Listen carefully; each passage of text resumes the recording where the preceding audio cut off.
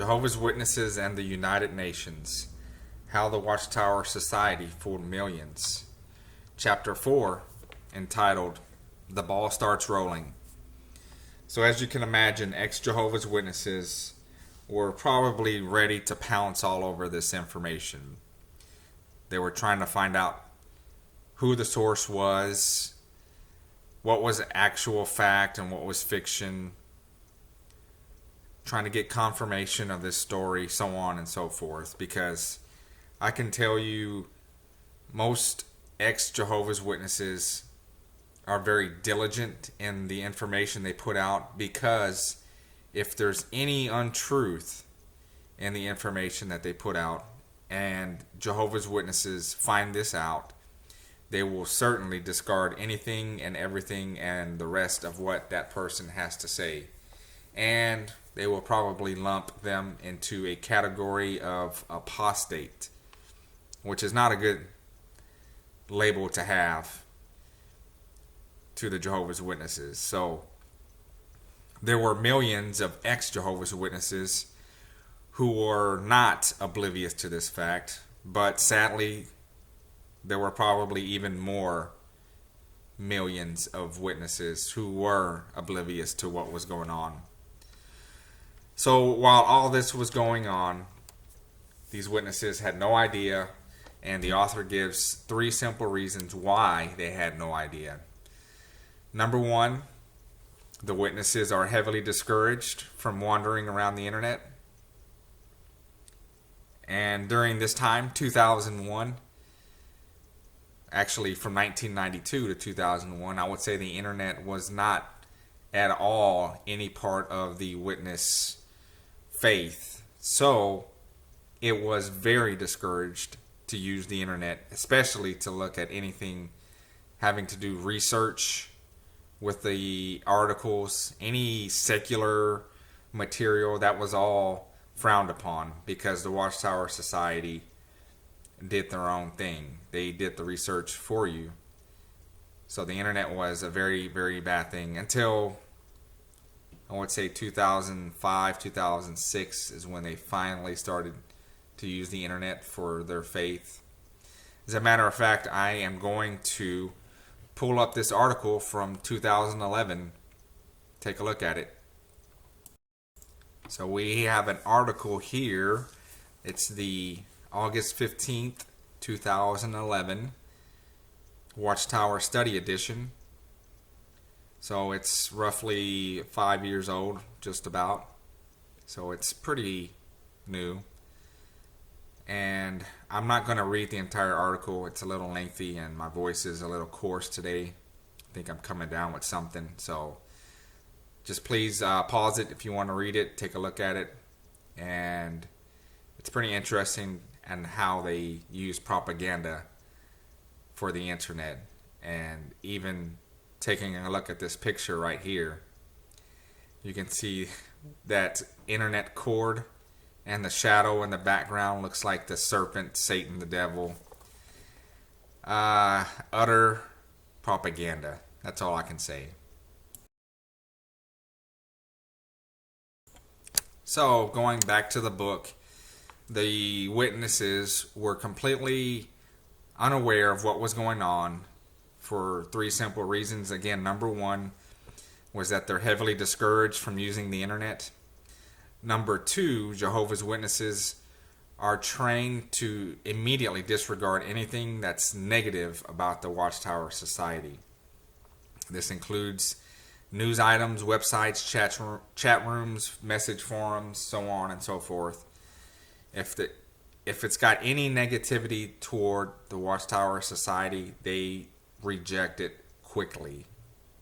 And I can testify to that information, because when I tried to show my family about this very subject, they didn't want to hear it. They shut down and shut me off, and they considered me an apostate after that point. So yeah, that happens. And the third simple reason why Jehovah's Witnesses remained completely unaware was that members are thoroughly shunned by active Jehovah's Witnesses. So ex-members in your family, the active witnesses aren't even going to listen to them. They're not even going to give them the time of day.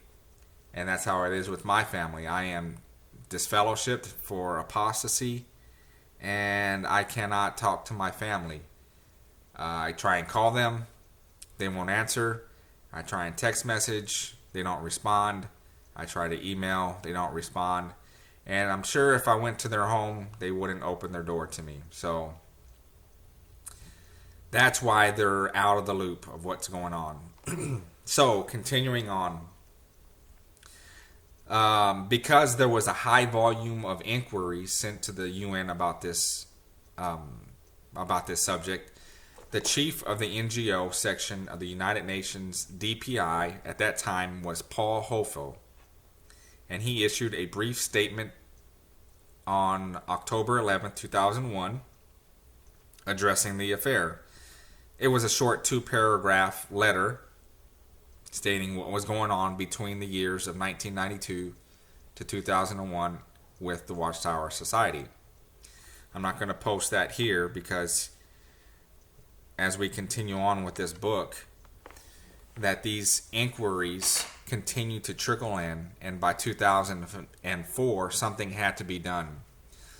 So the author used a little bit of math, a little bit of common sense, and kind of figures out that between this time period of 3 years, that there would be probably about 12,000 inquiries between October 8th, 2001 and March 4th, 2004.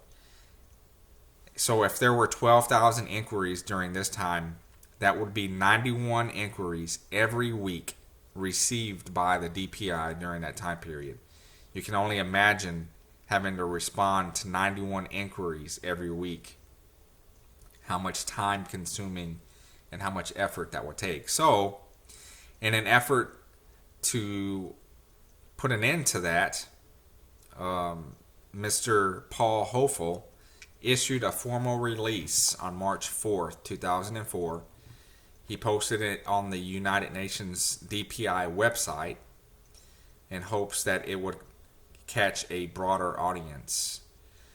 So here is that letter from Paul Hofel. To whom it may concern.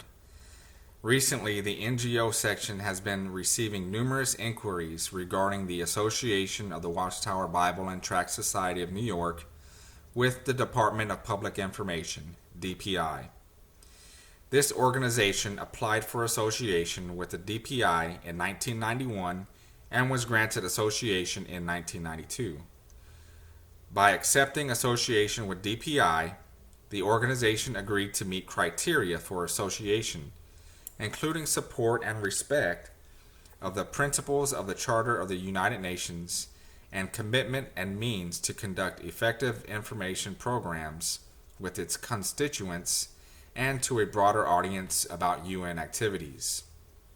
In October 2001, the main representative of the Watchtower Bible and Tract Society of New York to the United Nations, Giro Alsalino, requested termination of its association with DPI. Following the request, the DPI made a decision to disassociate the Watchtower Bible and Tract Society of New York as of 9 October 2001. Please be informed that it is the policy of the Department of Public Information of the United Nations to keep correspondence between the United Nations and NGOs associated with DPI confidential. However, please see below the paragraph included in all letters sent to NGOs approved for association in 1992. The principal purpose of association of non-governmental organizations with the United Nations Department of Public Information is the redissemination of information in order to increase public understanding of the principles, activities, and achievements of the United Nations and its agencies. Consequently, it is important that you should keep us informed about your organization's information program as it relates to the United Nations, including sending us issues of your relevant publications. we are enclosing a brochure on the United Nations and non-governmental organizations, which will give you some information regarding the NGO relationship. In addition, the criteria for NGOs to become associated with DPI include the following: that the NGO share the principles of the UN Charter, operate solely on a non-for-profit basis, have a demonstrated interest in United Nations issues, and a proven ability to reach large or specialized audiences, such as educators, media representatives, policymakers, and the business community. Have the commitment and means to conduct effective information programs about UN activities by published newsletters, bulletins, and pamphlets, organizing conferences, seminars, and roundtables, and enlisting the cooperation of the media. We expect that you will share this information with your concerned colleagues, as we are unable to address the scores of duplicate requests regarding the Watchtower Bible and Tract Society that are being directed to our offices. Thank you for your interest in the work of the United Nations. Sincerely, Paul Hopeful, Chief NGO Section, Department of Public Information. So here we have the official response from the United Nations regarding the Watchtower's disassociation of themselves from the United Nations DPI NGO. Unfortunately, this letter is no longer available on the United Nations website, but it can be found on many blogs, websites, forums. A good place to start is jwfacts.com if you want to take a look at that letter. There's also a scan in the book itself, which I highly recommend you buy. It doesn't cost much. I think the Kindle ebook is like $1.99, something like that. And the paperback is, I think, like $10. So very affordable, very good book. I encourage you to buy it. And this is going to put an end to this chapter.